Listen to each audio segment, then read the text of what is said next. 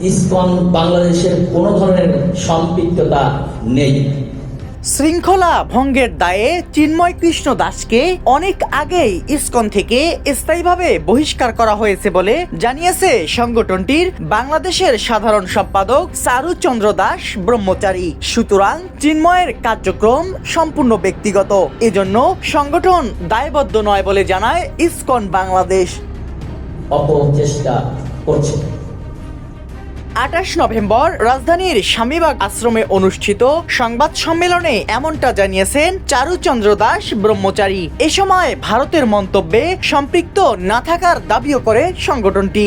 ইসকনের সাধারণ সম্পাদক বলেন, আমরা সবাইকে পুনরায় অবহিত করতে চাই যে অনেক মাস আগেই চিন্ময় কৃষ্ণ দাসকে সাংগঠনিক শৃঙ্খলা ভঙ্গের দায়ে ইসকনের সাংগঠনিক পদবি সহ ইসকনের যাবতীয় সাংগঠনিক কার্যক্রম থেকে অব্যাহতি দেওয়া হয়। তার দ্বারা সংগঠিত কার্যক্রম ইসকনের কার্যক্রম নয়। চারুচন্দ্র আরো বলেন, গত 3রা অক্টোবর অফিসিয়াল বিবৃতির মাধ্যমে জানানো হয় যে চিন্ময় কৃষ্ণ দাস ওরফে চন্দন কুমার ধর ইসকন বাংলাদেশের মুখপাত্র নন, তাই তার বক্তব্য সম্পূর্ণ ব্যক্তিগত।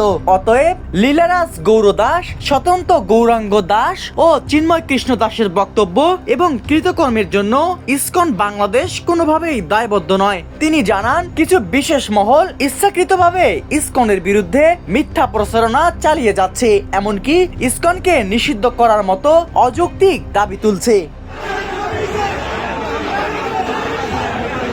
আইনজীবী সাইফুল ইসলামের ঘটনায় শোক প্রকাশ করেন ইসকনের সাধারণ সম্পাদক। তিনি বলেন, তার মর্মান্তিক অকাল প্রয়াণ আমাদের মর্মাহত করেছে। এ ধরনের ন্যাক্কারজনক ঘটনার সাথে ইসকন বাংলাদেশ কোনোভাবেই জড়িত নয়। এই মিথ্যাচার এখন এমন পর্যায়ে পৌঁছেছে যে সড়ক দুর্ঘটনার মতো বিষয়গুলোকেও ইসকনের চক্রান্ত বলে চালিয়ে দেয়া হচ্ছে। গত 25 নভেম্বর বিকেল 4:30টার দিকে রাজধানীর বিমানবন্দর এলাকা থেকে চিন্ময় কৃষ্ণ দাস ব্রহ্মচারীকে গ্রেফতার করে ঢাকা মহানগর গোয়েন্দা পুলিশ।